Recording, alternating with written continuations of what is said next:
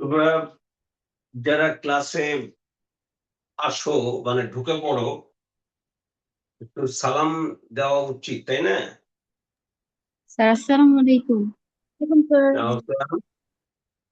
তো আমাদের ঠিক 9টা বাজতে আর কিছুক্ষণ আছে, আমরা 9টার সময় ক্লাস শুরু করব। তো আজকে তোমাদের বাংলাদেশ বিষয়াবলী প্রিলিমিনারির জন্য তোমরা সবাই একটু খেয়াল করবে। এপ্রিল মাসের রুটিনটা আমি দিয়েছি।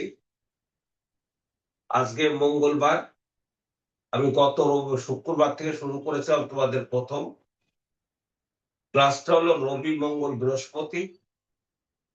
এটা চলবে কিছুদিন, তারপরে শুক্রবার যোগ হবে। আমি তোমাদের এই কোর্সটা নিয়ে খুব গভীরভাবে নিতে চাই, যাতে করে, কারণ এই ধরনের কোর্স এর আগে কখনো করা যায়নি, প্রয়োজন হয়নি। যখন 47-এর রিটেন পিলি রেজাল্ট দেওয়ার পরেই বলা হলো 2 মাস পরে রিটেন হবে, অনেক ছেলে মেয়ে সেখানে আন্দোলন করেছিল, অনশনও করেছিল মশারি টানিয়ে। তো একবার এখন দেখলাম বলতেছে যে এখান থেকে হয় পরীক্ষা পেছাতে হবে, না তার লাশ যাবে। তো পরীক্ষা পিছায়নি, তার লাশও যায় নাই। এতে প্রমাণ হলো যে পিএসসি অ্যাডামে অতি দ্রুত পরীক্ষা শেষ করে যারা কোয়ালিফাই করবে তাদেরকে নিয়োগ দেওয়ার জায়গায় নিয়ে যাওয়া। এটা একদিকে ভালো তাদের জন্য যারা সদ্য পড়ালেখা সমাপ্ত করেছ, এবং তুমি অন্তত একবার মানে বিসিএস এর জন্য চেষ্টা করতে চাও। সেক্ষেত্রে যদি 15 মাসে তুমি বিসিএস পাস করে জয়েন করতে পারো, ভারতে যেটা হয় ক্যালেন্ডার ইয়ার, সেরকমই বাংলাদেশে উদ্যোগ নেওয়া হয়েছে, এটা পজিটিভ। তো কাজেই প্রথমে আমরা এখন বলছিলাম যে আমাদের পড়ালেখার ধরনটা হবে হলো যে আমরা খুব বেশি ব্যস্ত নেই, আমাদের ব্যস্ততা নেই, কিন্তু আমাদের আগ্রহ থাকতে হবে প্রবল। আমি আবার বলছি, ব্যস্ততা কতটুকু সেটা বিবেচ্য বিষয় না, আগ্রহটা কতটুকু সেটা হচ্ছে বিবেচ্য বিষয়। আমি যদি একটু তোমাকে জিজ্ঞেস করি, এই গত ক্লাসে তোমাদের সাথে যে বিষয়গুলো আলোচনা করেছিলাম, ওইটা উপরে কি কোনো প্রশ্ন হয়েছিল?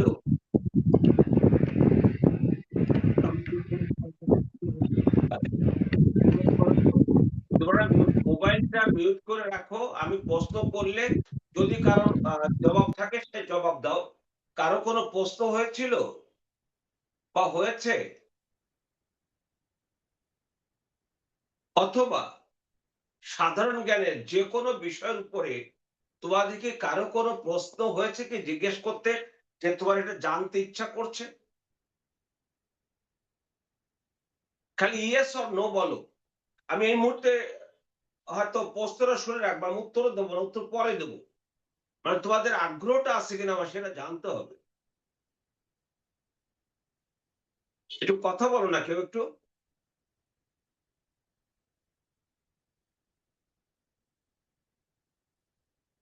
আমার কথা কি শোনা যাচ্ছে? আসসালামু আলাইকুম স্যার। হ্যাঁ, শোনা যায়। আসসালামু আলাইকুম স্যার। সিফাত বলছি স্যার। হ্যাঁ, আমি বলছিলাম যে তোমাদের হাতে অনেক সময় আছে। এই সময়টা, এই জন্য তোমাকে খুব বেশি টেনশন করতে হবে না, ব্যস্ততা দেখাতে হবে না, কিন্তু আগ্রহটা প্রবল থাকতে হবে। এই আগ্রহের জায়গা থেকে তুমি যতটুকু সময় দেবে, সেইটুকু সময়কে যেন প্রোডাক্টিভ হয় এবং সেইটুক সময়ের ভিতরে যেন তুমি বুঝতে পারো যে তুমি এই জায়গাটা বোঝোনি। যখনই জায়গাটা বোঝোনি সেটা আমাকে একটু জিজ্ঞেস করো, ক্লাসে জিজ্ঞেস করো বা লিখে দাও বা ফোন করে কথা বলো। এভাবে যদি তোমাদের অ্যাক্টিভিটিসটা না থাকে তাহলে আমি ধরে নেব তোমাদের ভিতরে সিরিয়াসনেস এর বড় অভাব রয়েছে। তো তোমরা যদি এরকম সিরিয়াস হয়ে যাও, আমি আবার বলছি তোমাকে খুব দুশ্চিন্তা করতে হবে না, কারণ সময় ১ মাস ২ মাস না, বহুত সময় আছে। আমি কি তোমাদের কথাটা কি বোঝাতে পারছি আমার কথাটা?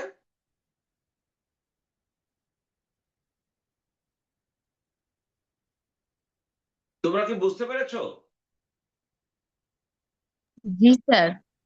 হ্যাঁ, ধন্যবাদ। তাহলে নিশ্চয়ই আমি আশা করব যে নেক্সটে আগামী দিনে আমাকে তোমরা প্রশ্ন করবে। সেই প্রশ্ন করবে যে মনোযোগ সহকারে দিনে ১ ঘন্টা পড়বে। ওই ১ ঘন্টা যদি মনোযোগ দিয়ে পড়ো তাহলে তুমি বুঝতে পারবে যে তুমি এটা বোঝো না, ওইটা বোঝো না। দয়া করে তোমাকে সহযোগিতা করতে পারবে না দুনিয়ার কেউ যদি তুমি না চাও। আমি কি দিলাম সেটা একটা বিষয়, আরেকটা হচ্ছে তোমার কাছ থেকে আগ্রহ। তো যাক, আজকে আমরা বাংলাদেশ অ্যাফেয়ার্স এ আজকে তোমাদের আমি পিডিএফটা সকালেই দিয়ে দেওয়া হয়েছে এবং আমি সেখানে লিখে দিয়েছিলাম তোমরা সিলেবাসটা পড়বে। কেউ কি পড়েছো সিলেবাসটা? জি স্যার, পড়ছি। সিলেবাসের চ্যাপ্টার আছে কয়টা?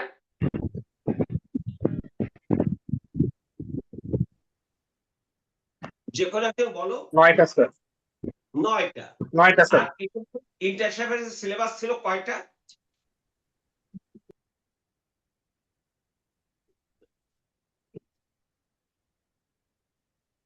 দেখছো, ভুলে গেছো?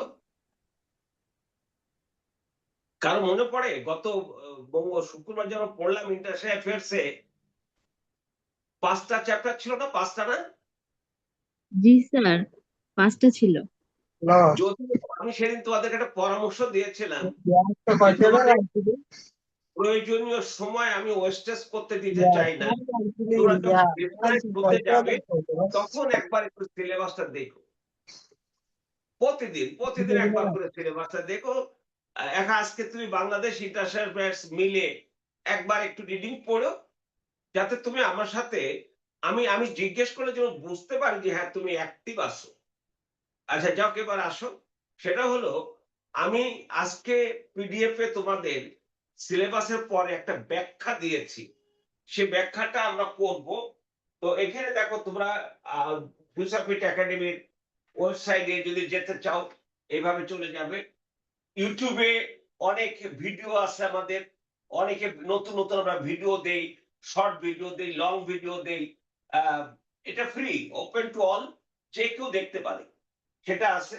তারপর আমাদের পেজ, এখানে যাবে তোমরা। এই যে কন্টিনিউয়াসলি সেখানে শুধু আমার সাবজেক্ট না, জেনারেল নলেজ না, ইংলিশ আছে, তারপরে ইয়ে আছে, ম্যাথ আছে, তারপর তোমার কি বলে যে বাংলা আছে, অন্যান্য সাবজেক্ট মোটামুটি সবই চেষ্টা করছি আমি যে আমরা এখানে অঙ্ক আছে। আহ, অঙ্কে সেদিন সে বোধহয় অনেকগুলো মানে শর্টকাট কিভাবে বোঝা যায় করে গেছে। ওগুলো তোমরা আমাদের পেজে গেলেই, পেজে যাও, ফিলোসফি একাডেমি লিখে পেজে যাও, দেখবা ওটা এত অনেক ভিডিও পাবে। ক্লাসের পর একটু যাইও, যে দেখো যে কোনটা, যেহেতু এগুলো পাচ্ছ তোমরা, প্র্যাকটিস যত করবে তত ভালো।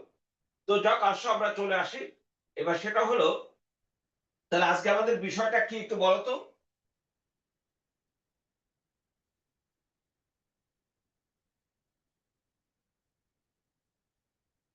একজন বলো। বাংলাদেশ বিষয়াবলী। আচ্ছা, যে কোনো একজন বলে দিও টপিকটা কি।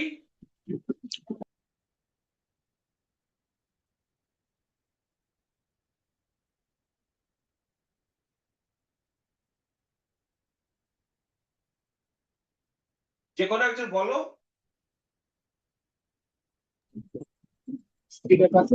আলোচনা। সিলেবাস আলোচনা। আচ্ছা, বাংলাদেশ অ্যাফেয়ার্স তোমরা একটু আগে জানো 9টা চ্যাপ্টার আছে। তার ভিতরে এক নাম্বার চ্যাপ্টারে হেডিংটা কি আছে? বাংলাদেশের জাতীয় বিষয়াবলী। একজন একটু পড়ো তো।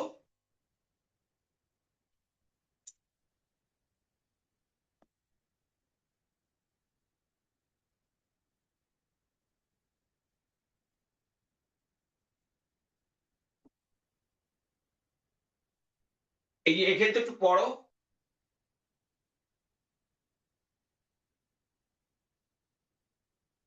যে কোনো একজন একটু পড়ো না, দেখি তোমার দেখতে পাচ্ছ কিনা ঠিক মতো।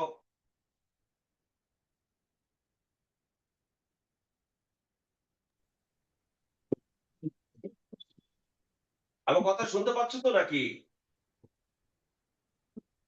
স্যার পড়ছি স্যার। একজন পড়ো। জি স্যার। প্রাচীনকাল হতে সমসাময়িক কালের ইতিহাস, কৃষ্টি ও সংস্কৃতি। ভাষা আন্দোলন, 1954 সালের নির্বাচন। এরপরে কি আছে? স্যার দেখা যাচ্ছে না।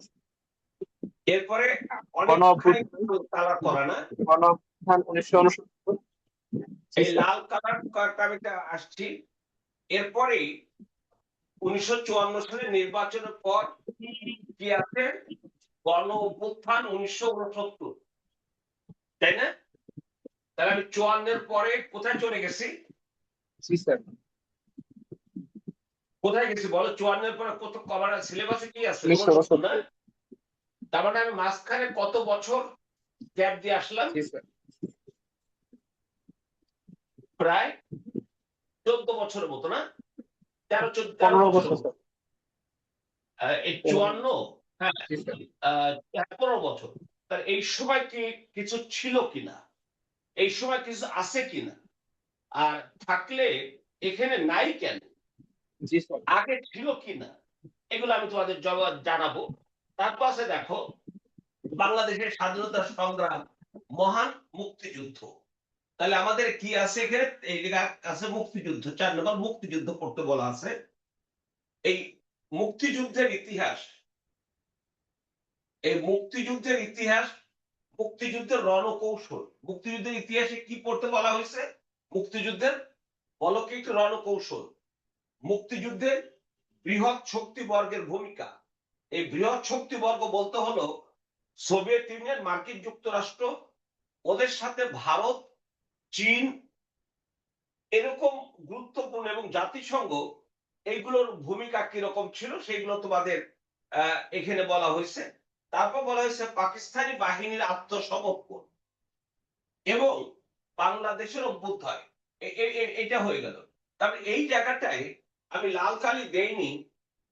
এই জায়গাটায় আমি দেখাচ্ছি তোমাদের, এটা একটু বুঝে নিতে হবে, বুঝে নিতে হবে। আমরা যেটা চাই, আমাদের যেটা চাওয়া উচিত, তা হলো ইতিহাস কি কোনো ব্যক্তির বা দলের হয় না, জাতির হয়।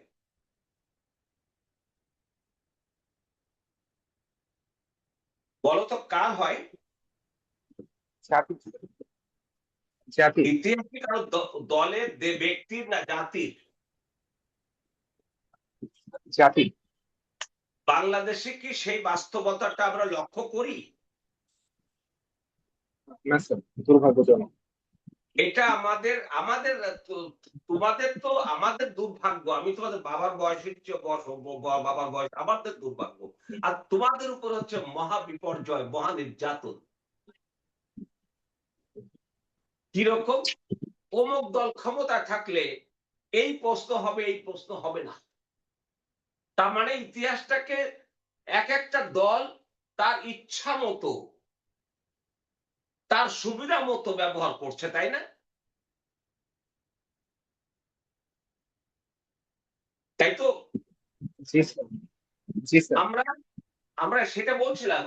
এই যে 1954 সালের পর তোমাদের আগে সিলেবাসে ছিল না, বাট 1971 সালে মুক্তিযুদ্ধ হতো না যদি 1970 সালে নির্বাচন না হতো। তাহলে 1971 সালে মুক্তিযুদ্ধ প্রেক্ষাপটে সবচেয়ে গুরুত্বপূর্ণ প্রেক্ষাপটটা ছিল 1970-এর নির্বাচন, তাই না? জি স্যার। সেই যে নির্বাচন, সেটা তোমাকে পড়তে মানা করা হয়েছে। সেটা তোমাকে পড়তে মানা করেছেন ইউনূস সাহেবের সরকার, মানা করে গেছে। এখন তারেক রহমান সাহেবের সরকার কি করবেন ভবিষ্যতে আমি জানি না। আমি তোমাদেরকে সবগুলো কথাই বলতে হবে আমাকে, কারণ আমি কি স্টেপ করে যাব। তুমি তো আমাকে প্রশ্ন করবে, আমি কি তোমাকে প্রশ্ন করার সুযোগ দেব?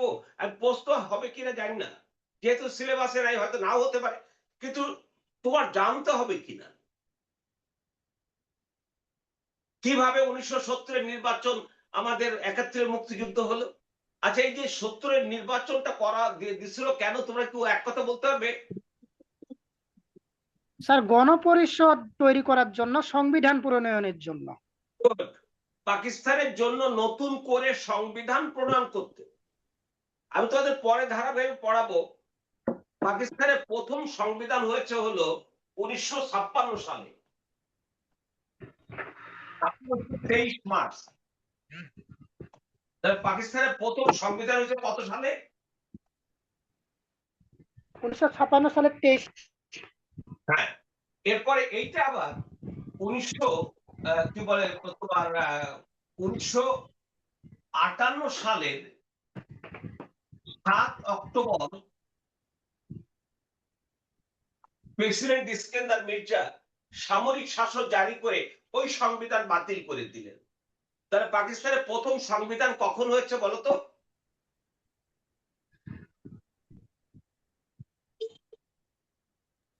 1956 সালে 1958 সালে। সংবিধানটা বাতিল হলো কখন?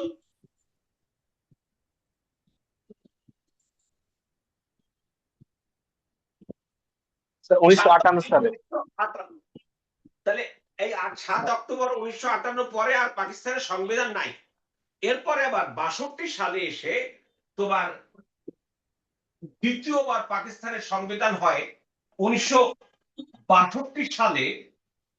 আইয়ুব খান দেয়, এই সময় তার মনোপুত্র তার মতো করে দিয়েছিল। তাহলে পাকিস্তানের দ্বিতীয় সংবিধান কত সালে? 1962 সালে। এই সংবিধান বাতিল হয় 1969 সালের 25 মার্চ। ইয়াহিয়া খান বাতিল করে দিলেন। তাহলে দ্বিতীয় সংবিধান বাতিল হয়ে গেল কখন? 1969 25 মার্চ। কে বাতিল করলেন? ইয়াহিয়া খান। ইয়াহিয়া। তারপরে ইয়াহিয়া খান বললেন তিনি পাকিস্তানের জন্য নতুন করে সংবিধান দেবেন, এবং সেই সংবিধান দেওয়ার জন্য তিনি একটা গণপরিষদ গঠন করবেন। 1947 সালে যে পাকিস্তান ভারত ভাগ হলো, এটা এই গল্পগুলো আমি তোদের পরে বলবো, এখন অত গভীর গল্পে যাব না। এই যে 1956 সালে পাকিস্তানের সংবিধান তৈরি করলো কারা, সেই প্রশ্নটা আমি রেখে যাচ্ছি। যে 72 সালে সংবিধান রচনা করেছিল, সেটা গণপরিষদ গঠন হয়েছে 1970-এর নির্বাচনে। যারা জাতীয় পরিষদ ও প্রাদেশিক পরিষদের সদস্য নির্বাচিত হয়েছিলেন, তারা 72 সালে স্বাধীন বাংলাদেশের সংবিধান প্রণয়ন করেছিলেন। আর ঠিক পাকিস্তানও তাই হয়েছিল। এখন আমি যেটা বলতে চাচ্ছি, যে এই যে 1969 সালের 25 মার্চ পাকিস্তানের সংবিধান বাতিল হয়ে গেল, ইয়াহিয়া খান বললেন উনি নির্বাচন দেবেন এবং সংবিধান দেবেন। সেই নির্বাচনটা হয়েছিল 1970 সালের 7 অক্টোবর।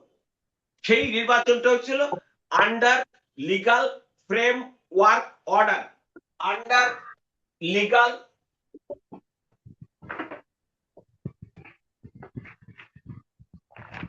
ফ্রেম ওয়ার্ক অর্ডার, বলতো কি? এলএফও। এলএফও। তাহলে 1970 নির্বাচন হয়েছে লিগাল ফ্রেমওয়ার্ক অর্ডার, এলএফও এর অধীনে। বলতো 1970 সালে নির্বাচন হচ্ছিল কোন আইনের মাধ্যমে? Legal framework order. আর একজন একটু বলো।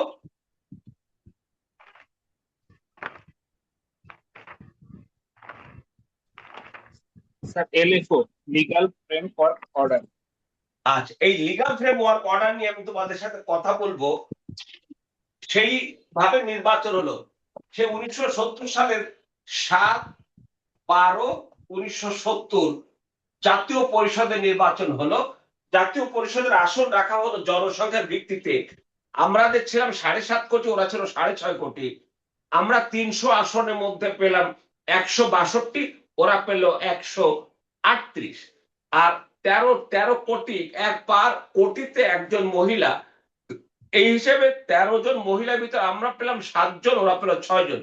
অর্থাৎ পূর্ব পাকিস্তানে 162 যোগ 7 169, ওরা 138 যোগ 6 144। সেই নির্বাচনে পাকিস্তানের জাতীয় পরিষদে জনগণের ভোটে একক বৃহত্তর দল হয়েছিল কোনটি? আওয়ামী লীগ। সেই সময় আওয়ামী লীগ পূর্ব পাকিস্তানে 162টা আসনের মধ্যে 160টা আসন পেয়েছিল, 7টা মহিলা আসন পেয়ে গেল। আচ্ছা, তাহলে এখন কি ইয়াহিয়া খানকে, আর ওদিকে পাকিস্তান পিপলস পার্টি জুলফিকার আলী ভুট্টো, সে পেল মহিলা সহ 87টা আসন। তাহলে এখন ইয়াহিয়া খান সংবিধান রচনা করার জন্য কার হাতে ক্ষমতা হস্তান্তর করতে হবে according legal framework order? Awami লীগের। আর একজন বলো কার কাছে হস্তান্তর করতে হবে, কোন দলের কাছে? স্যার আওয়ামী লীগের স্যার কাছে। আওয়ামী লীগের কাছে। সেটা কি করা হয়েছিল? না স্যার।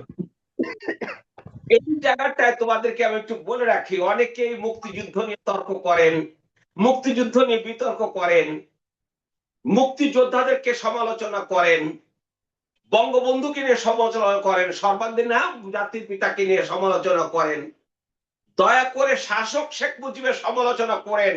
জাতির পিতা, বাংলাদেশের প্রতিষ্ঠাতা জাতির পিতা বঙ্গবন্ধু শেখ মুজিবুর রহমান, তা সে কোন রকম সমালোচনার সুযোগ নাই, কারণ তিনি দেশটাকে স্বাধীন করেছেন। যেমন একজন বীর মুক্তিযোদ্ধা জিয়াউর রহমান সমালোচনা করার সুযোগ নেই, এ কারণে নেই, তিনি সাকসেস, তারা সাকসেস হয়েছে। কোন মুক্তিযোদ্ধার সমালোচনা আমি করতে পারবো না। তারা যদি ফেল করতো আমি সমালোচনা করতাম। তারা তো ব্যর্থ হয়নি, তারা তোমাদেরকে বিজয় এনে দিচ্ছে, বাংলাদেশটাকে দিচ্ছে তোমাদেরকে। না দিলে কি আজকে তোমরা এই 51তম বিসিএস এর জন্য পড়ালেখা করতে পারতে?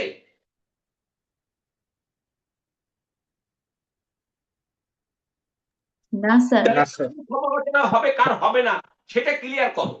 সেটা হচ্ছে যে 71 সালের 16 ডিসেম্বর পর্যন্ত ইতিহাসে যা ঘটেছে তার একটা দাড়ি কমা সেমিকোলন বাদ দেওয়া, মানে পরিবর্তন সংযোজন বিয়োজন করার ক্ষমতা ইতিহাস আমাকে তোমাকে কাউকে দেয়নি।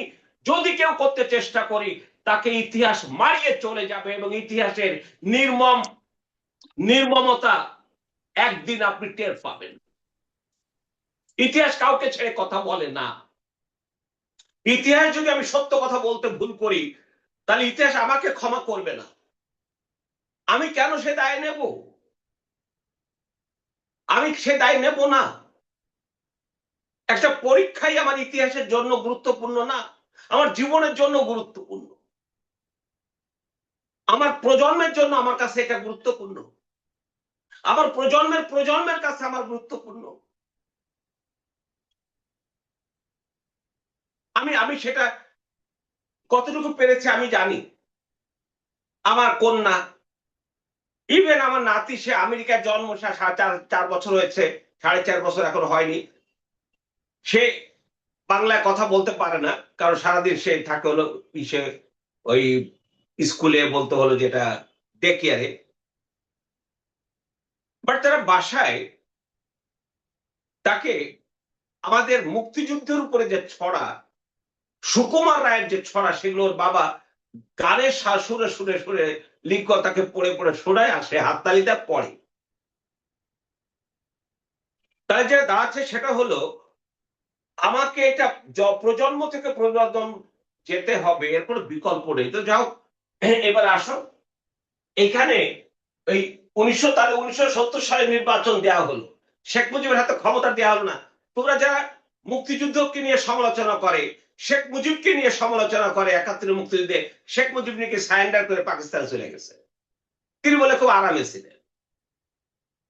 এই যে কথাগুলো, এগুলো শুনলে মনে হয় যে এই লোকটা বাংলাদেশে থাকে কেন, সে এত মিথ্যা কথা কেন বলে? আচ্ছা, তোরা শোনো এই কথা যে শেখ মুজিব উনি ধরাতে চলে গেছে, শুনেছো?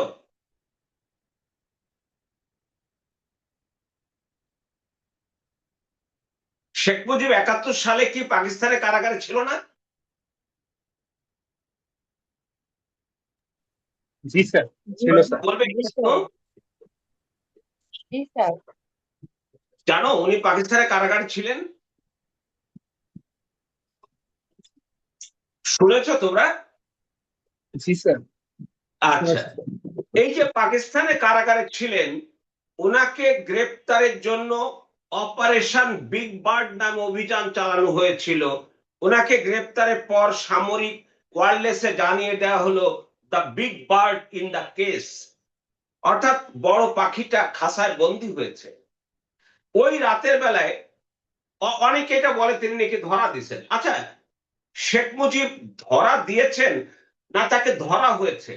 আচ্ছা, উনি যদি ধরা যাক, যারা বলছেন অনেক বড়, আমি নাম কারো বলবো না, অনেক বড় বড় নেতা, দেশের প্রধানমন্ত্রী ছিলেন, অনর্গল বলে গেছেন যে একমাত্র অমুক অমুক হুইসেল দিশার দেশ স্বাধীন হয়ে গেছে, ওই শেখ মুজিব চৌধুরীর কোনো অবদান তার নাই, এইভাবে মিন করা হয়, যেটা জঘন্য লাগে শুনতে। যারা অন্তত এই ন্যূনতম, আমার বই দেখো আমার কাছে, চিন্তা করতে পারবে না যে জিয়াউর রহমান একটি জাতির জন্ম যদি তোমরা পড়ো তাহলে দেখতে পারবে আমাদের মূল সমস্যা হচ্ছে কি জানো, আমরা বই পড়ি না, আমরা বই পড়ি না। দ্বিতীয়ত হচ্ছে কারো কারো জিজ্ঞেস করো সেই হুদাইবিয়ার যুদ্ধ কি বলে, খন্দকের যুদ্ধ বলতে পারবে, ওই রুশ বিপ্লবের কথা বলতে পারবে, যে 71 মুক্তিযুদ্ধের কথা আমার তো জন্ম হয় নাই। মানে আমাদের 71টাকে নিয়ে এত গাত্রদাহ কেন আমাদের? যে যেই সালটা আমার স্বাধীনতা এসে স্বাধীন বাংলাদেশে আজকে আমি বুক ফুলিয়ে কথা বলতে পারি, স্বাধীন বাংলাদেশে আজকে আমি আমি অক্সিজেন নিতে পারি, স্বাধীন বাংলাদেশ আজকে আমার গর্বের বাংলাদেশ হয়েছে। 71 সালে বাংলাদেশ যখন যুদ্ধ করেছিল পাকিস্তানের সাথে, পশ্চিম পাকিস্তানের সাথে, তখন আমরা কোথায় ছিলাম? আর পশ্চিম পাকিস্তান আমাদের কত উপরে ছিল, এখন তারা আমাদের কত নিচে চলে গেছে, আমরা তাদের কত উপরে উঠে আসছি। এটা কি আবার গর্বের ব্যাপার না?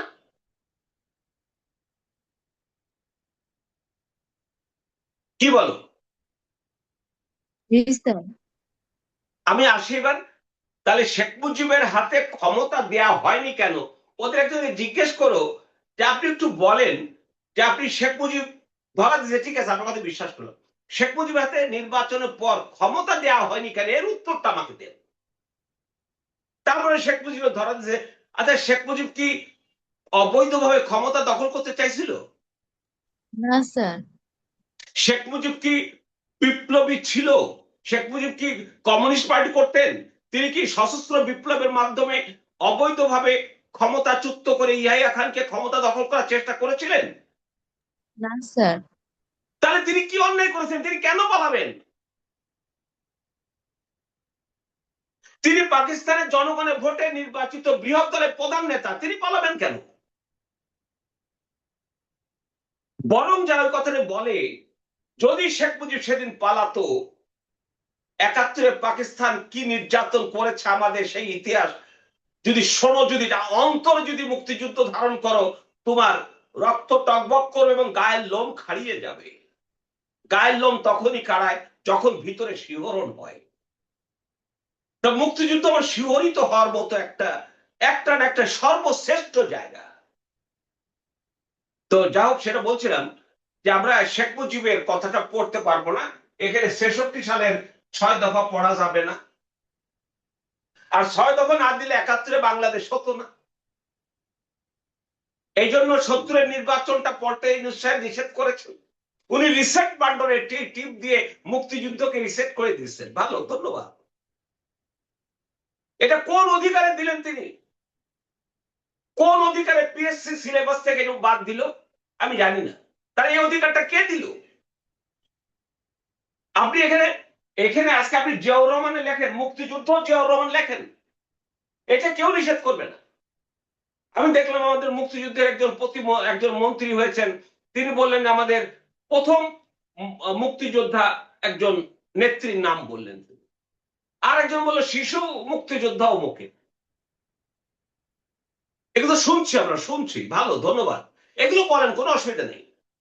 এখন আপনারা অনেক কিছু বলতে পারেন, অনেক কিছু করেন, মুক্তিযোদ্ধাদের জন্য করেন, অমুকরে করেন, তমুকরে করেন, যা খুশি করেন, কিন্তু 71 সাল পর্যন্ত আমাদের মহান মুক্তিযুদ্ধে বীর মুক্তিযোদ্ধাদেরকে অসম্মান করেন না। একজনকে বড় করতে যে আরেকজনকে ছোট করেন না। একজনকে ছোট করতে যে নিজে বড় হতে পারবেন না জীবনে ভাই, ছোট নিজেই হবে। এই জন্য দয়া করে তোমরা মানসিক ভাবে দেখো। এই জন্য এই জায়গাটা আমি লাল করে দিয়েছি, এগুলো সব পড়তে তোমাদেরকে নিষেধ করা হয়েছে। এবার চলে আসি আমি পরেরটায়। 2 নম্বর সিলেবাসে কি হেডিংটা দেখো তো।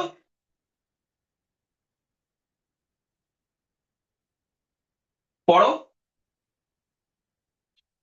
বাংলাদেশের কৃষি সম্পদ। আর একজন বলো বাংলাদেশের স্যার বাংলাদেশের কৃষি সম্পদ। কৃষি সম্পদ। এর ভিতরে অনেক কিছু পড়া রয়েছে। এবার দেখো তো 3 নম্বর কি আছে।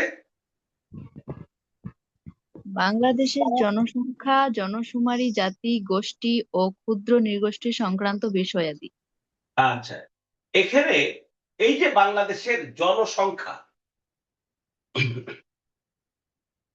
এই জনসংখ্যা যখন পড়বে না, তখন তো প্রিলিমিনারিতে এক ধরনের পড়বে, আবার ইন্টারন্যাশনাল বাংলাদেশ অ্যাফেয়ার্স এর 2 নম্বর হচ্ছে ডেমোগ্রাফিক ফিচার। এখানে বাংলায় লেখা আছে সিলেবাসটা, বাট রিটেনের সিলেবাসটা আছে ইংলিশে। প্রথমটা আছে জিওগ্রাফি অফ বাংলাদেশ, দ্বিতীয়টা হচ্ছে demographic feature of Bangladesh. Demographic feature মানে জনসংখ্যা সংক্রান্ত বিষয়াদি, এটা আছে। মানে এই জায়গাটা যদি তুমি অনেক অনেক গভীরে যদি জানো, তাহলে বিশেষ কেন যে কোনো জায়গায় নিজেকে অন্তত তুমি এইটুক সমৃদ্ধ ভাবতে পারবে যে আমি একটা রাষ্ট্র, সরকার, রাষ্ট্রের পক্ষে সরকার দেশের জনগণের জন্য কি করছে, দেশের জনগণের কল্যাণে কি কর্মসূচি নিচ্ছে, সেটা নিয়ে কি আমার কিছু ভাবনা আছে, এইটা ভাববে। ধর এই যে প্রধানমন্ত্রী তারেক রহমান বা বিএনপি চেয়ারপারসন, তিনি তারা একটা নির্বাচনী ইশতেহার দিয়েছে না? জি স্যার। জি স্যার। একটা নির্বাচনী ইশতেহার দিয়েছে না? জি স্যার। এই নির্বাচনী ইশতেহার মোতাবেক জানো উনি আজকে তোমার কৃষি কার্ড বিতরণ করেছেন। জি স্যার। এইগুলো নিয়ে আসুন আমরা আলোচনা করি। কয়েকদিন আগে তিনি খাল কাটা উদ্বোধন করেছেন, আসলে এইগুলো নিয়ে একটা আলোচনা করি। এইগুলো আলোচনা করলে আমাদের কাজে লাগবে না? জি স্যার, অবশ্যই স্যার। এইগুলো নিয়ে আলোচনা করলে কাজে লাগবে। আচ্ছা, তোমরা আজকে একটা খবর জানো, আমাদের তেল শোধনাগার কোথায়? ঝিনাইদহ। চট্টগ্রামে ইস্টার্ন রিফাইনারি। ওইটা আজকের খবর জানো? না স্যার, জানি না। ওইটা আজকে ওইটা বন্ধ হয়ে গেছে। আমাদের আর অপরিশোধিত জ্বালানি নেই। যতটুকু ছিল গতকাল পর্যন্ত সেটা শেষ হয়ে আজকে আনুষ্ঠানিকভাবে আমাদের এটা বন্ধ হয়ে গেছে। আগামী মাসে যখন আবার অপরিশোধিত জ্বালানি আসবে, তখন এইটা আবার চলবে। অর্থাৎ এখন এই মুহূর্তে আমাদের জ্বালানি সরবরাহ যেটা অপরিশোধিত কিছু নাই। আমি তোমাদের দেখাবো যে মানে আমরা অকপটে সব সত্য কথা এবং সবকিছু আমাদের জানতে হবে। আজকে বন্ধ হয়েছে। তোমরা কি গাড়িতে এই যে আমাদের অলরেডি ইসের কি বলে যে একটা তেলের দাম, এই বিদ্যুৎ উৎপাদন ফার্নেস অয়েল, ফার্নেসের দাম ছিল ৭৪ টাকা, ২৪ টাকা বাড়ানো হয়েছে, তাহলে প্রায় ১০০ টাকা হয়ে গেছে। তার মানে বিদ্যুৎ উৎপাদন খরচ বেড়ে যাবে না?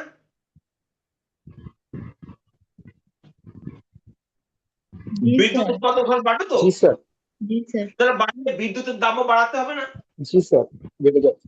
এবার বিদ্যুতের দাম যখন বাড়াবে, জি স্যার। তাহলে সঙ্গত কারণে যখন জ্বালানি সংকট দেখা দেয়, আমাদের পৃথিবীতে, আমি তোমাদের দেখাবো যখন রিটার্ন পড়াবো, আমাদের 73 সালে কিভাবে জ্বালানি সংকট হয়েছিল। সেই সময় চতুর্থ আরব ইসরায়েল যুদ্ধ হয়, এটাকে ইয়ম কাপুর যুদ্ধ বলে। 7 অক্টোবর 1973 ওই ইসরায়েলের ইহুদিদের সর্বশ্রেষ্ঠ ধর্মীয় উৎসবটা হলো ইয়ম কাপুর। এই দিন তারা মুসলমানরা আক্রমণ করেছিল, সেজন্য ইয়ম কাপুরের যুদ্ধ বলে। সেই যুদ্ধ হয়েছিল 1973 সালে, চতুর্থ আরব ইসরায়েল যুদ্ধ। সেই যুদ্ধে আমেরিকা এবং তার মিত্ররা ইসরায়েলের পক্ষ নিয়েছিল বিধায় মধ্যপ্রাচ্যের দেশগুলো আমেরিকা সহ পশ্চিমা বিশ্বে তেল অবরোধ করেছিল।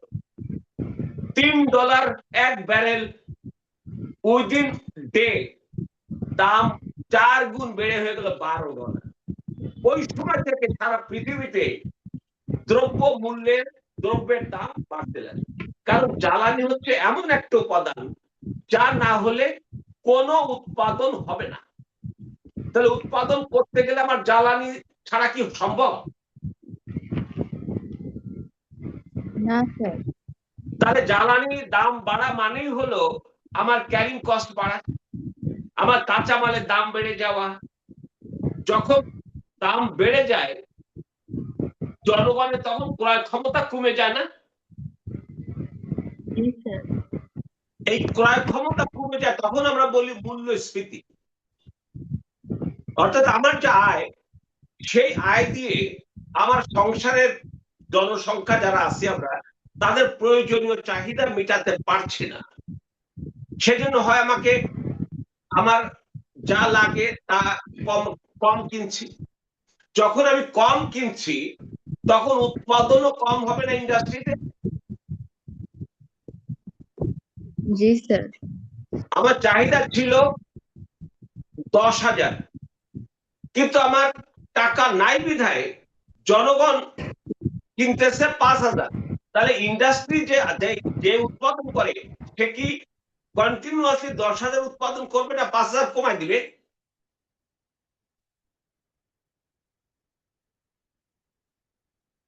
তুমি কি উৎপাদন করে ফেলে রাখবা, লস করবা কি? না স্যার। যখন তুমি উৎপাদন কমাবে তখন দেখো তো শ্রমিকও ছাঁটাই করতে হবে না? জি স্যার। তাহলে বেকারের হার আরো বাড়তেছে না? জি স্যার। যখন এইরকম একটা অবস্থা, তখন সেটাকে বলা হয় ডিপ্রেশন বা মন্দা। আমেরিকায় হয়েছিল 1929 সালে গ্রেট ডিপ্রেশন বা মহামন্দা। তো যাক, আসো এই জনসংখ্যা সম্পর্কে আমাদের খুব ভালো করে জানতে হবে। এখন জনসংখ্যা সম্পর্কে জানতে লাগলো আদমশুমারি বা জনশুমারি। কারণ আদমশুমারি যখন হয় তখন আমরা সেখান থেকে জনগণের শিক্ষার হার সম্পর্কে জানতে পারি, মানুষের দারিদ্র্যের হার জানতে পারি, আবার দারিদ্র্যের রকম ফের আছে সেটাও জানতে পারি, আমার মেয়েদের কর্মসংস্থান কতটুকু হয়েছে জানতে পারি, মানুষের মাথাপিছু আয় কত বেড়েছে জানতে পারি, আমার গড় আয়ু কত বেড়েছে জানতে পারি। আমার বাংলাদেশের, আচ্ছা বাংলাদেশে বলতো সবচেয়ে দরিদ্র বিভাগ কোনটা?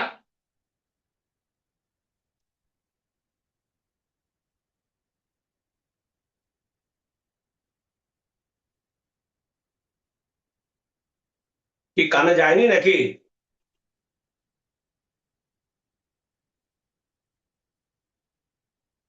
একজন বলো জানি না বা জানি।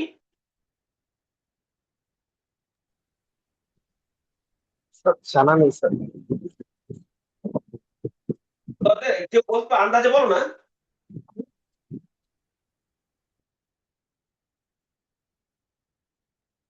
কি মনে হয়, শুনলে বোঝা যায় না যে কোন বিভাগটা বেশি করে গরিব? কখনো শোনো নাই? উত্তরবঙ্গের দিকে, আন্দাজে বলো না। ঢাকা বিভাগ, উত্তরবঙ্গের দিকে তো চট্টগ্রাম মনে হয় বিভাগ, খুলনা বিভাগ, রাজশাহী বিভাগ, সিলেট বিভাগ, বরিশাল বিভাগ, না কি রাজশাহী কি বলে রংপুর বিভাগ, কোন বিভাগটা হতে পারে? বরিশাল বিভাগ ছিল আগে স্যার। হ্যাঁ বলো।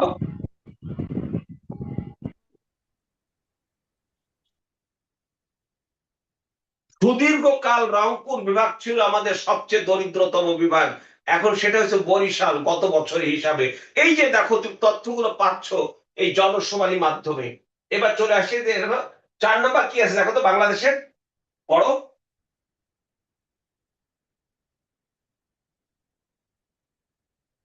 বলো একজন বলো।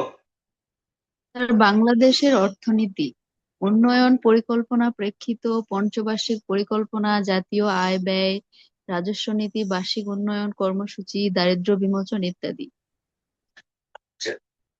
এখানে অর্থনীতির আমাদের জাতীয় বিষয়গুলো আছে, কিন্তু অর্থনীতি তো শুধু আমাদের বিচ্ছিন্ন না, এখন তো অর্থনীতি ওই যে গত ক্লাসে বললাম না বৈশ্বিক ঘটনা, অর্থনীতিকে এখন একটা, যেমন হরমুজ প্রণালী,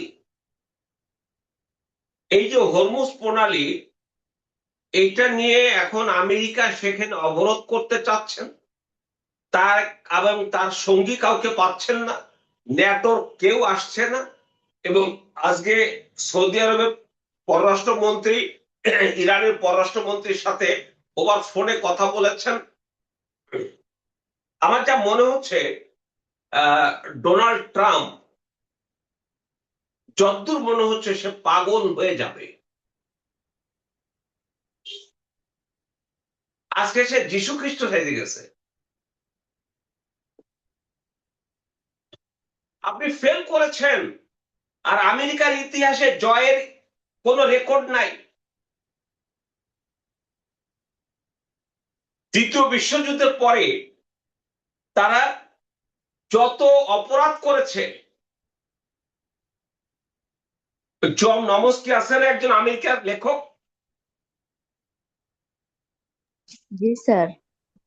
তিনি বলেছেন যুদ্ধ অপরাধের জন্য যদি বিচার হয় দ্বিতীয় বিশ্বযুদ্ধ পর আমেরিকার সকল প্রেসিডেন্টকে ফাঁসিতে ঝুলতে হবে। 71 মুক্তিযুদ্ধের সময় তারা কি করেছে, নিরীহ মানুষকে হত্যার জন্য পাকিস্তানকে কি পরিমাণ অস্ত্র দিয়েছিল। ভিয়েতনামে তারা কি করেছে, অরেঞ্জ ইনজেকশন দিয়ে একটা মেয়েকে, যে গেরিলা মহিলাকে কি করেছে, অরেঞ্জ ইনজেকশন দিলে যে কি ভয়াবহ একটা মেয়ের জীবনে, সে কোনোদিন বাচ্চা ধারণ করতে পারে না, তার জিনটা নষ্ট করে দেয়। এই জিন নষ্ট করে দেয়া বা জিনকে ধ্বংস করে দেয়া হচ্ছে জেনোসাইড শব্দের উদ্ভব হয়েছে। এই জন্য গণহত্যা ইংরেজি জেনোসাইড, জিনটাকে ধ্বংস করে দেয়। বাঙালি জিনকে ধ্বংস করে দিব, আমি ওই রাখাইন জিনকে ধ্বংস করে দিব, ওই কি বলে যে এরকম আমি, অর্থাৎ একটা জিন আছে না, মানে যে জন্মের জায়গাটা, জন্ম মানে সন্তান ধারণের জায়গাটায়, এটা তোমরা জানো যারা সায়েন্স পড়েছো, বা না পড়লেও এটা জানো। তো ভিয়েতনামে তারা কি করেছে, বাংলাদেশে 71-এ কি করেছে, 1950 সালে তারা কোরিয়ায় এসে কি করেছে, এখনো কেন জাপানে ওকিনাওয়া দ্বীপে আমেরিকার সৈন্য রয়েছে, কেন আপনার আরবে বিভিন্ন জায়গায় 13টা সেরা ক্যাম্প করতে হবে, আজকে ইরান সব গুড়ায় দিচ্ছে। আপনি এই যে আমি আজকে এটা লিখতেছিলাম যে আমেরিকার অবস্থাটা কি হতে পারে। আমার মেয়ে আমেরিকায় থাকে, সে গতকাল বলছিল যে মূল্যস্ফীতি 2.5%-এর জায়গায় 1 থাকবে 4%-এ চলে গেছে, আর তেলের দাম $4 হয়ে গেছে গ্যালন, ওরা গ্যালন হিসাবে কেনে, $4 হয়ে গেছে। তো এই যে যে জনগণ অলরেডি আমেরিকায় কিন্তু 80 লক্ষ মানুষ পর্যন্ত ক্যালিফোর্নিয়া মিলিত হয়েছে যে আপনি এখনই ক্ষমতা থেকে চলে যান, আমেরিকা বাঁচুক। কি মানে সাজানো একটা পৃথিবীকে এসে ধ্বংস করে দিল। এর আগে জো বাইডেন সাজানো পৃথিবীটাকে রাশিয়াকে দিয়ে ইউক্রেনকে আক্রমণ করালো। আমি আবারও বলছি, রাশিয়া আক্রমণ করতো না যদি জো বাইডেন আক্রমণ করতে না বলতো, এবং আক্রমণ হতো না যদি 2008 সালে মার্কিন প্রেসিডেন্ট, তখন ওই জর্জ ডব্লিউ বুশ জুনিয়র, তিনি যদি এই কথা না বলতেন যে আমরা ইউক্রেনকে ন্যাটোর সদস্য করব, রাশিয়া বসে থাকবে? তার আত্মরক্ষার অধিকার আছে। আমাকে আপনি মারবেন, আমার মারতে আসবেন, আমার দেওয়ালে পিঠ থেকে যাবে, আমার তো শেষ চেষ্টা করতে হবে বাঁচার।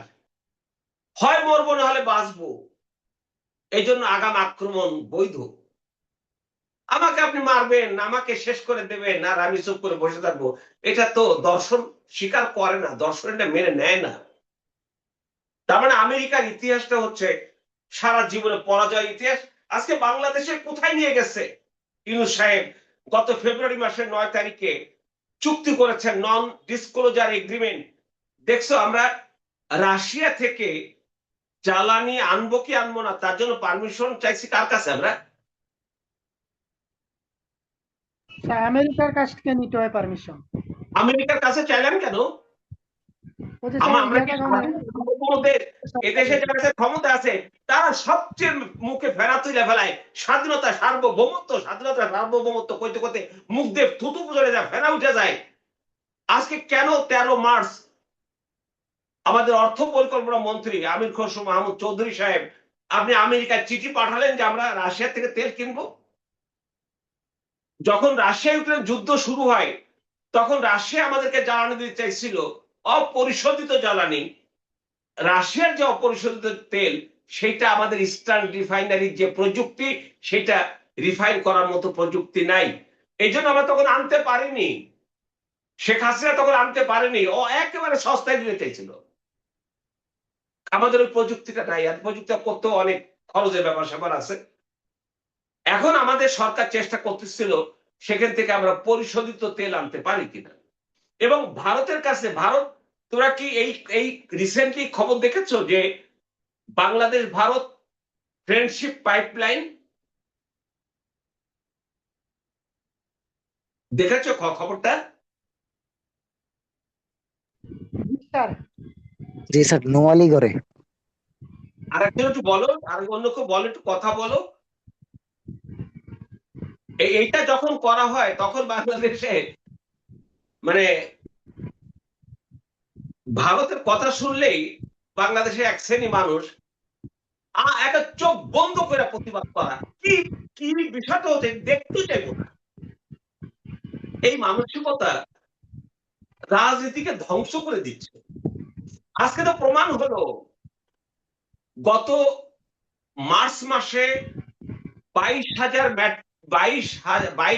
মেট্রিক টন ডিজেল বাংলাদেশে এসেছে পার্বতীপুর, আমাদের গোডাউন করা হয়েছে। ওই পাইপলাইন করতে যা টাকা লেগেছে সব ভারত আমাদেরকে অনুদান দিয়েছে, একটা পয়সা বাংলাদেশের নেয়নি। 300 কত কোটি, 45 কোটি রুপির মতো লাগছে। এবং ওখানে বছরে 10 লাখ মেট্রিক টন ডিজেল আমাদের পক্ষে আনা সম্ভব ভারত থেকে। তাহলে উত্তরবঙ্গে আমাদের আর কোনো সমস্যা থাকবে না। এবং ওইটা আসার ফলে এক ব্যারেল ডিজেলের দাম পড়ে হলো $5.5।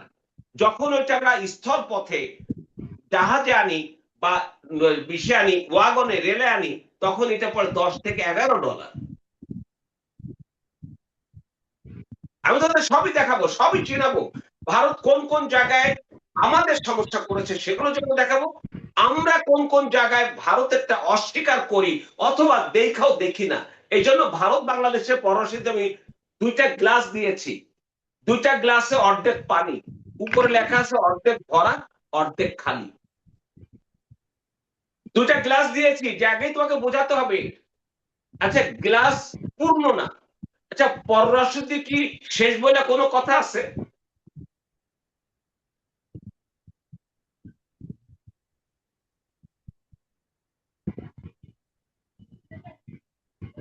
কি বলবে? না স্যার। আছে? পররাষ্ট্রনীতি শেষ বলে কোনো কথা আছে? না স্যার। তাহলে গ্লাস কি কোনোদিন ভরবে?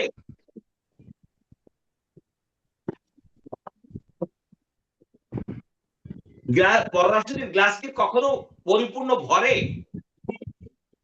সম্ভব? না স্যার। তাহলে আমি যদি বলি, অর্ধেক ভরা, তারপরে প্রত্যাশা আছে, আমি হতাশ নই। আরে তুমি শেখ হাসিনা অর্ধেক তো খালি, অর্ধেক খালি, তার মানে উনি চাচ্ছে অর্ধেক, পুরোটা দেখ, পুরোটা তো জীবনেও হবে না। এগুলো আন্দা, এগুলো চোখ থাকতে দেখে না, অথচ রাজনীতি করে, বড় বড় দল করে, বড় বড় নেতা মন্ত্রী হয়। এগুলো জানি আমরা জানি কিন্তু মানে না, কারণ বাংলাদেশের সেন্টিমেন্টাল ভোট তাদের দরকার, সাম্প্রদায়িক ভোটগুলো তাদের দরকার। আমি বোধহয় সত্য কথা বলছি, তোমরা একটু মিলিয়ে নিও। আমি তাদের তথ্যগুলো দেবো, সব তথ্য পাবে তোমরা। তথ্যগুলো পাওয়ার পরে তোমাদের দেখো কথা বলতে সুবিধা হবে। এবার চলে আসলাম 5 নাম্বার, কি আছে বলো?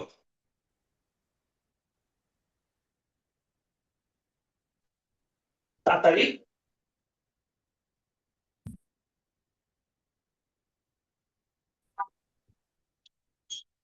বলো, একজন বলো।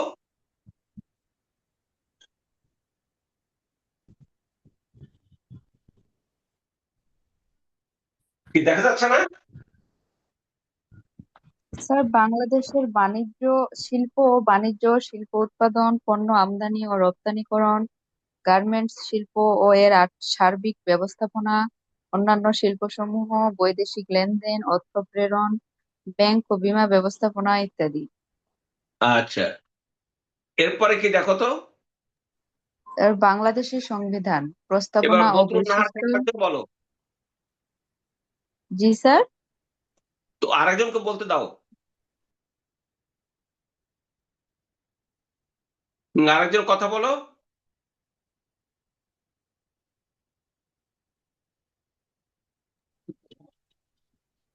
বাংলাদেশের সংবিধান, প্রস্তাবনা ও বৈশিষ্ট্য, মৌলিক অধিকার সমূহ, রাষ্ট্র পরিচালনার মূলনীতি সমূহ, সংবিধানের সংশোধনী সমূহ।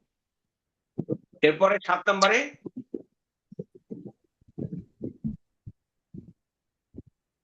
আরেকজন বলো, এমডি এমডি এমডি আসো, সিফাত। আরেকজন বলো, আমি এরপরে দেখবা বিষয়টাকে কত সহজ করে দিচ্ছি তোমাদের। বলো, সায়েম বলো।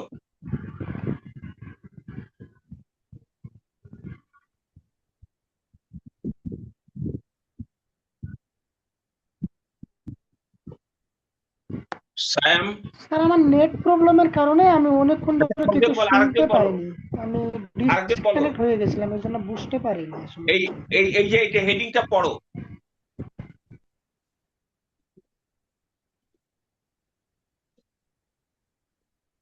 আরেকজন আসো না, আরেকজন চলে আসো।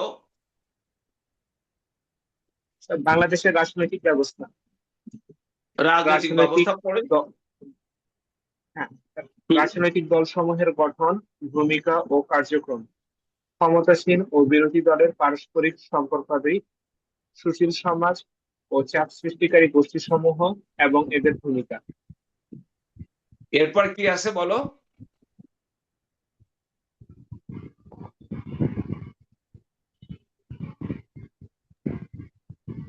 বাংলাদেশের সরকারের ব্যবস্থা, আর আইন, বাংলাদেশের সরকার ব্যবস্থা।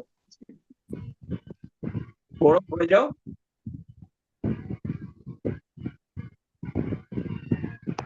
শাসন বিচার বিভাগ সমূহ, আইন প্রণয়ন, নীতি নির্ধারণ, জাতীয় ও আর স্থানীয় বাংলাদেশের পর্যায়ে। সরকার ব্যবস্থা, পড়ে যাও।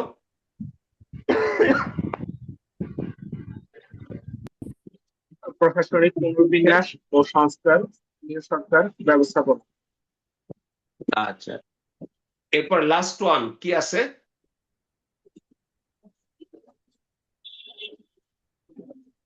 9, বাংলাদেশের জাতীয় অর্জন, বিশিষ্ট ব্যক্তিত্ব, গুরুত্বপূর্ণ প্রতিষ্ঠান সমূহ, জাতীয় পুরস্কার, বাংলাদেশের খেলাধুলা সহ চলচ্চিত্র, গণমাধ্যম সংশ্লিষ্ট বিষয় এই যে আছে। 9টা চ্যাপ্টারকে আমি দেখো, তোমরা 1 নম্বরে তো পড়ছিলে যে আমাদের ইতিহাস না? জি স্যার। আচ্ছা, আমাদের এই ইতিহাসটাকে আমি কয়টা ভাগ করেছি? 2টা, পরবর্তীতে 4টা।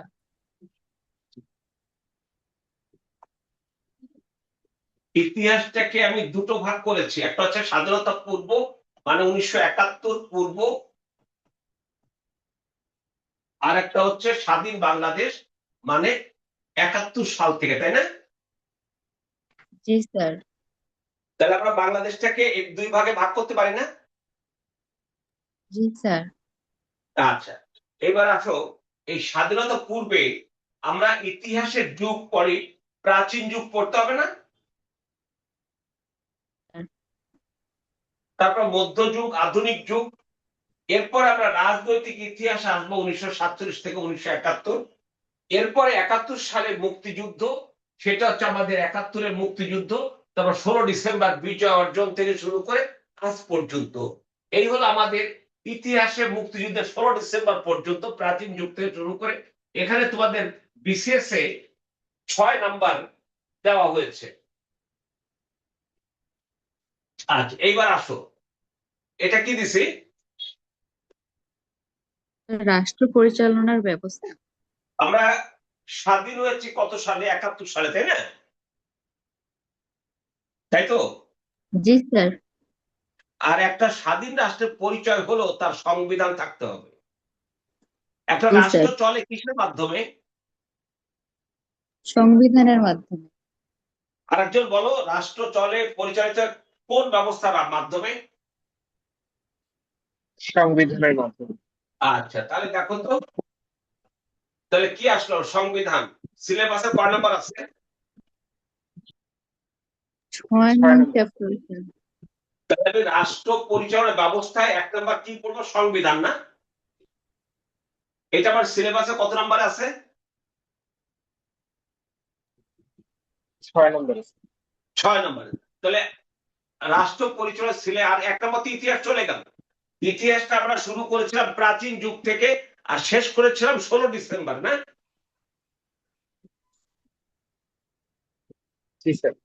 এরপরেই তো আমাদের আমরা কিন্তু 16 ডিসেম্বর আগ পর্যন্ত আমাদের সংবিধান ছিল। তারপরও সংবিধান ছিল, আমাদের সংবিধান 26 বার থেকে আসে। সেটা যখন ক্লাসে পড়াবো তখন সেটা তোমরা জানতে পারবে। আচ্ছা, এবার আমি তোমাদের পরেরটা নিয়ে আসি। দেখো তো কি আসলো? সরকার ব্যবস্থাপনা। ওই যে বিচার বিভাগ, আইনসভা এবং নির্বাহী বিভাগ, এটা সরকার ব্যবস্থাপনা, অর্গান অফ দ্য গভর্নমেন্ট। আমি এখানে অর্গান অর্গান শব্দটা বাংলা অভিধান হুবহু বলিনি। সরকার ব্যবস্থাপনা কি কি আছে? সিলেবাসে কত নম্বর আছে? স্যার 8 নং চ্যাপ্টারে। 8 তাহলে নম্বর। 8 নম্বর হচ্ছে অর্গান অফ দ্য গভর্নমেন্ট, অর্থাৎ সরকারের অঙ্গ সমূহ। সেই বিচার, আইন, তারপরে তোমার নির্বাহী, এরপর লোকাল গভর্নমেন্ট, এগুলো ভিতরকার কর্মকাণ্ড নিয়ে আসে। তাহলে আমি রাষ্ট্র পরিচালনার ব্যবস্থায়, আমি সিলেবাসের 6 নাম্বার কি বলো? স্যার সংবিধান। সিলেবাসে 8 নাম্বার কি? সরকার ব্যবস্থা। দেখো তো এইগুলো এই রাষ্ট্র পরিচালনার মধ্যে পড়ে কিনা। জি স্যার। তাহলে বাংলাদেশ অ্যাফেয়ার্সে 1 নাম্বার আমরা পড়ছি ইতিহাস। ইতিহাস শুরু হচ্ছে কখন থেকে? প্রাচীন যুগ থেকে। শেষ হচ্ছে কখন?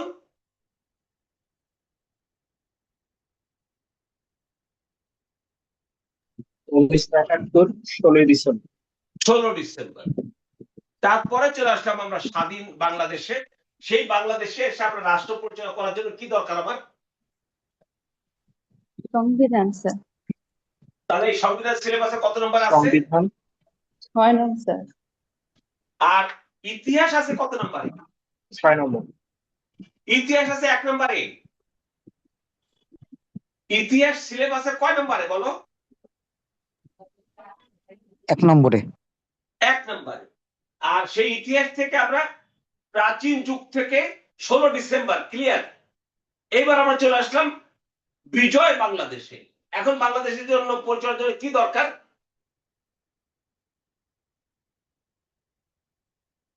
বলো কি দরকার? সংবিধান, সরকার। সংবিধান। তাহলে এই যে সরকার ব্যবস্থা কোথায় লেখা থাকবে? সংবিধানে। আবার আরেকজন বলো না, কে দিক ব্যাপক লেখে নাকি? আমার সরকার ব্যবস্থাপনা তো সংবিধানে থাকবে। তার মানে এটার মধ্যে পড়ে গেল কিনা 8 নাম্বার চ্যাপ্টার। এরপরে দেখো জনসংখ্যা। আচ্ছা, এই যে রাষ্ট্র পরিচালনার ব্যবস্থা, এটা কি রাষ্ট্রের লক্ষ্য দেশের মানুষের কল্যাণ সাধন করা না? জি স্যার। কল্যাণ সাধন করা না রাষ্ট্রের লক্ষ্য? রাষ্ট্রের এই লক্ষ্যটা সরকার করে। রাষ্ট্রের পক্ষে সরকার জনগণের জন্য কাজ করে যাতে হয়। যেমন ধরো আমি ওইখানে আসক 2-3 জন ওরা আমার সাথে রিটেনের কিছু ক্লাস করেছিল, তো ওরা এখানে পূর্ণাঙ্গ এখানে তারা এসছে, ওদেরকে আমি পড়িয়েছিলাম যে আমাদের দেশে প্রাইমারি এডুকেশন কখনো কখনো আপ টু 8, 11টা ক্যাটাগরি শিক্ষা এবং 6টা কারিকুলাম। আমাদের দেশে 2024 সালের 5 আগস্ট শেখ হাসিনা সরকারের পতন হলো। আমি তখন থেকে যখন দেখলাম তখন আমি বলেছিলাম, বহুবার বলেছি, ইউনূস সাহেবের উচিত ছিল তত্ত্বাবধায়ক সরকার সংবিধান আইন পাশ করায় ক্ষমতা ছেড়ে দিয়ে নিজেকে রাজনৈতিক দল করা, ছাত্রদেরকে দিয়ে রাজনৈতিক দল করা উচিত হয়নি। যদি 3 থেকে 6 মাসের ভিতরে নির্বাচন দিতেন তাহলে নেপালের মতো জেনজিরা জিতে আসতো। আমি খুব বোঝাতে পারছি তোমাদের?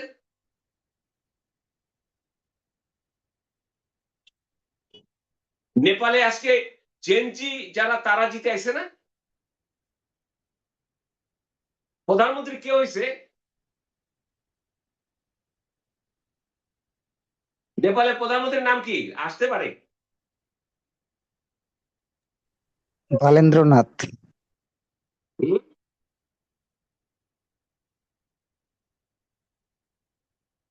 তুমি বলতে পারছো না?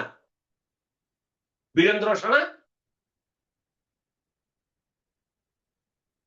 সে একটা যুগান্তকারী কাজ করেছে।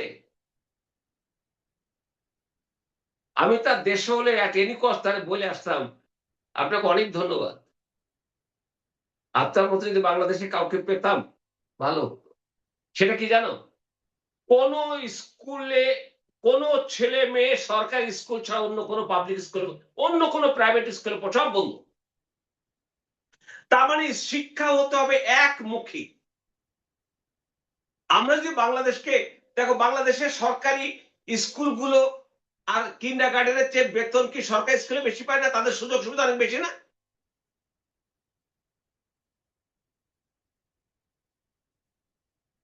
তারা বেতন বেশি পায় না সরকারি স্কুলের টিচাররা?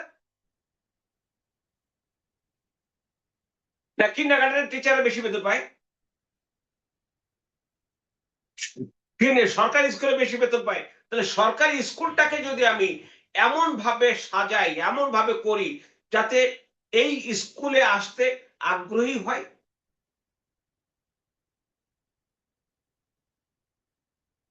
যেটা বলছিলাম যে কি বলে যে সিলেবাসের 3 নাম্বার চ্যাপ্টার জনসংখ্যা, এই জনসংখ্যা ছাড়া কি রাষ্ট্র ব্যবস্থাপনা চলে বলতো?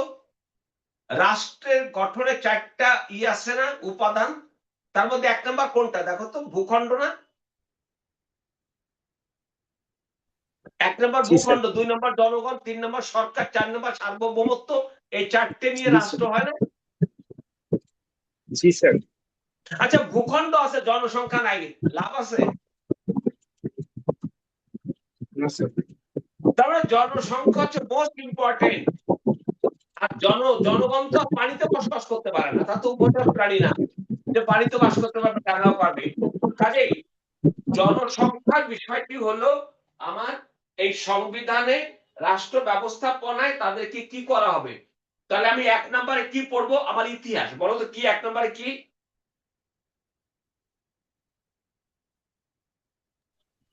এক ইতিহাস। নম্বরে ইতিহাস। ইতিহাসের সময়কালটা বলো। প্রাচীন যুগ থেকে 1971। 16 ডিসেম্বর পর্যন্ত। এখন আমি কোথাও 2 নম্বরে কি পড়বো?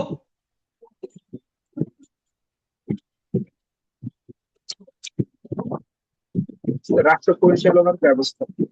সেখানে সিলেবাসের কয়েকটা নাম্বার আসবে। প্রথম হলো 6 নাম্বার কি? সংবিধান। 8 নাম্বার কি? সরকার ব্যবস্থা। 3 নাম্বার কি? বলে একজন বলো, রাষ্ট্র পরিচালনার ব্যবস্থাপনা আমরা কয়টা চ্যাপ্টার পড়বো? রাষ্ট্র পরিচালনা ব্যবস্থা 3 চ্যাপ্টার। সংবিধান পড়বে একটু বলো। 6 নাম্বার চ্যাপ্টার, সরকার ব্যবস্থা 8 নাম্বার চ্যাপ্টার, জনসংখ্যা 3 নাম্বার চ্যাপ্টার। দেখো তো তোমাদের কাছে সংক্ষিপ্ত মনে হচ্ছে কিনা যে রাষ্ট্র পরিচালনার ব্যবস্থা জনসংখ্যা না জানে তো রাষ্ট্র পরিচালনা করা যাবে না। কারণ জি স্যার। উন্নয়ন পরিকল্পনা গ্রহণ করতে হলে আমার দারিদ্র্যের হার জানতে হবে না, কোন ডিস্ট্রিক্টে কত দরিদ্র মানুষ আছে। যদি দেখি যে ওই সে কি বলে যে এখন যেমন সবচেয়ে বেশি দরিদ্র মানুষ হলো মাদারীপুরে, তাহলে মাদারীপুরে এই দরিদ্র মানুষকে কমিয়ে আনতে হলে মাদারীপুরের জন্য আলাদা কর্মসূচি লাগবে না? জি স্যার। এই জন্য আমাকে এই জনসংখ্যা সম্পর্কে জানতে হবে। এইবার আসো 3 নাম্বার কি আছে। 3 নাম্বার হেডিংটা কি দিছি দেখো তো। অর্থনীতি অর্থনীতি। বলো, আরেকবার বলো। স্যার, অর্থনীতি। অর্থনীতি। আচ্ছা, কি লিখেছি? বাংলাদেশের কৃষি সম্পদ। এটা কি অর্থনীতি না? জি স্যার। তাহলে অর্থনীতির 1 নাম্বারটা কি আছে? কৃষি। কৃষি আছে সিলেবাসে কয় নাম্বারে? 2 দুই নম্বর স্যার। নম্বরে। এবার কি আসছে? বাংলাদেশের অর্থনীতি সিলেবাসের 4 নম্বর চ্যাপ্টার। এবার কি আসছে? বাংলাদেশের শিল্প বাণিজ্য সিলেবাসের 5 নম্বর চ্যাপ্টার। এখন আমরা অর্থনীতিতে পাচ্ছি কয়টা চ্যাপ্টার? 3টা চ্যাপ্টার, 2, 4, 5। 2তে পাচ্ছি কৃষি, 4-এ পাচ্ছি অর্থনীতি, 5-এ পাচ্ছি শিল্প বাণিজ্য। এখানে একটা ব্যাগ বীমা সহ সবকিছু আছে। তাহলে এবার বল আমরা মোট সিলেবাসকে কয় ভাগে ভাগ করলাম এ পর্যন্ত? 3 ভাগে স্যার। 1 নাম্বার কি? স্যার, ইতিহাস। ইতিহাস। ইতিহাস। সময়কালটা বলো। প্রাচীন যুগ প্রাচীন যুগ থেকে থেকে 1971 সাল। 1971। 16 Good. ডিসেম্বর। রাষ্ট্র পরিচালনার ব্যবস্থা। সেখানে কি কি ছিল? সংবিধান, সংবিধান, সরকার ব্যবস্থা, জনসংখ্যা। জনসংখ্যা। 3 নাম্বার স্যার, অর্থনীতি। অর্থনীতি।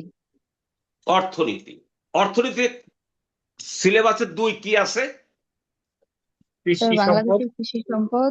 আচ্ছা, চাল উৎপাদন এটা কৃষির ব্যাপার না? জি স্যার। 1971 সালে আমাদের চাল উৎপাদন সক্ষমতা কত মেট্রিক টন ছিল?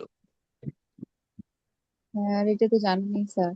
71 সালে আমাদের ছিল 90 লাখ মেট্রিক টন, আর গম ছিল 10 লাখের মতো। 1 কোটি, আমাদের প্রয়োজন ছিল 1,40,00,000 থেকে 50 লক্ষ। অর্থাৎ আমাদের খাদ্য ঘাটতি ছিল 4 মিলিয়ন থেকে 5 মিলিয়ন টন খাদ্য ঘাটতি ছিল। এই খাদ্য ঘাটতির কারণে তোমরা বটমলেস বাস্কেট নামে একটা কথা শুনে থাকো। মানে জি আমাদের স্যার। ঝুড়ি আছে, তলা নাই। এত গরিব মানুষ, 88% গরিব মানুষ, না খেয়ে থাকা মানুষ, কচু গেছুও খাইতে পায় না। এই মানুষকে নিয়ে শেখ মুজিব দেশটাকে স্বাধীন করলেন।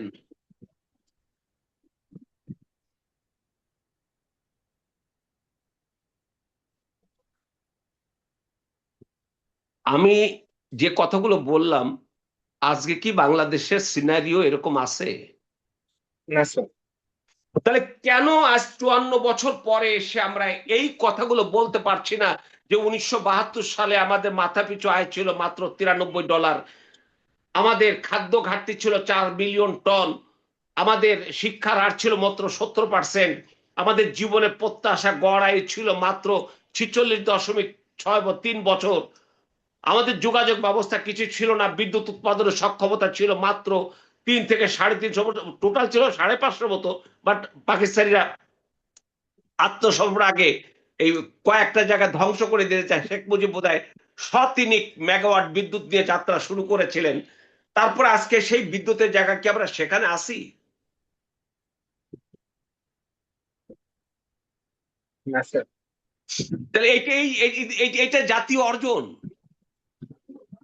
তার মানে হচ্ছে যে আমার অর্থনীতি, আমার 72 সালে আমার টোটাল ইকোনমি ছিল $6.3 বিলিয়ন, আর আজকে আমাদের হয়ে গেছে ওই এসে 2026 সালে জানুয়ারি মাসে এসে আইএমএফ হিসাবে আমাদের $481 বিলিয়ন হয়েছে। আমাদের চেয়ে পাকিস্তান অনেক নিচে চলে গেছে, পাকিস্তানের 300-র কাছাকাছি। 71 সালে ওরা আমাদের চেয়ে 75% উপরে ছিল, এখন আমরা তাদের চেয়ে 65% উপরে। আমার ভালো লাগে। তোমরা যদি পারো একটু ভালো লাগাই। ভালো লাগাতে হলে আগে তোমার সে মুক্তিযুদ্ধে 30 লক্ষ শহীদের রক্তের প্রতি শ্রদ্ধা জানাতে হবে। ভালো লাগাতে হলে আমার লাখ লাখ মা বোন ধর্ষিত সেই বীরাঙ্গনা মা বোনদের প্রতি সম্মান দেখাতে হবে। ভালো লাগাতে হলে বীর মুক্তিযোদ্ধাদের প্রতি সম্মান দেখাতে হবে। ভালো লাগাতে হলে 1 কোটি শরণার্থী গিয়েছিল, সেখানে 10 লক্ষ মায়ের সন্তান জন্ম দিয়ে সেই সন্তান মারা গিয়েছিল, জেনোসাইড সেখানে হয়েছে। আমরা তর্ক করি যে 71 সালে কত মানুষ হত্যা হয়েছে, কত মানুষ। এই যে ভারতে যে 10 লক্ষর উপরে মানুষ হত্যা হলো, নিহত হলো, এরাও কিন্তু জেনোসাইডের অংশ। কারণ তারা যদি স্বাভাবিক থাকতো তো বাচ্চারা বেঁচে থাকতে পারতো। তো যাক, আসলে এবার চলে আসছে আমরা লাস্ট ওয়ানটা কি দেখো তো? রাজনীতি। রাজনীতি কি আছে? রাজনৈতিক ও রাজনৈতিক নির্বাচন ব্যবস্থা সিলেবাস ছিল। আচ্ছা, তাহলে আমরা আমাদের সিলেবাসে মোট ছিল কয়টা? 9টা না? জি স্যার। তাহলে 1 নম্বরে চলে গেল 1 নাম্বার, 2 নম্বরে গেল কি 3টা, সরকার ব্যবস্থা, 4টা, 3 নম্বরে গেল 3টা, অর্থনীতি, 4টা 3টা 7টা, আর এটা হচ্ছে রাজনীতি। এখন দেখো, না সরি, না হয়ে গেছে, ওদিকে 8টা চলে গেছে। আর এটা আসে এটার সাথে আমাদের নির্বাচন ব্যবস্থা। তাহলে আমার মনে হয় যে তোমরা যদি একটু মনোযোগ সহকারে আজকে একবার দেখো, ওইটা দেখো, কালকে সকালে এই রেকর্ডটা পেয়ে যাবে। রেকর্ডটা পেলে বোধহয় তোমাদের খুব ইজি হয়ে যাবে না বাংলাদেশ অ্যাফেয়ার্স সম্পর্কে ধারণাটা রাখতে? জি স্যার। জি স্যার। বুঝতে পেরেছো তো সবাই? জি স্যার।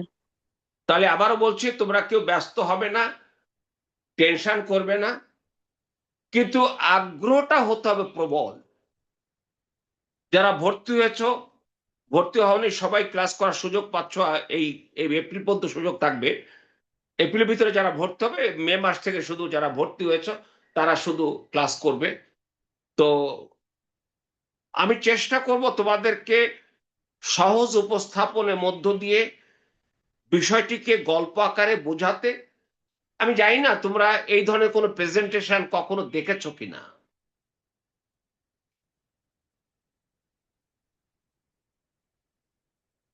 জানি, আমি বলবে কি দেখেছো?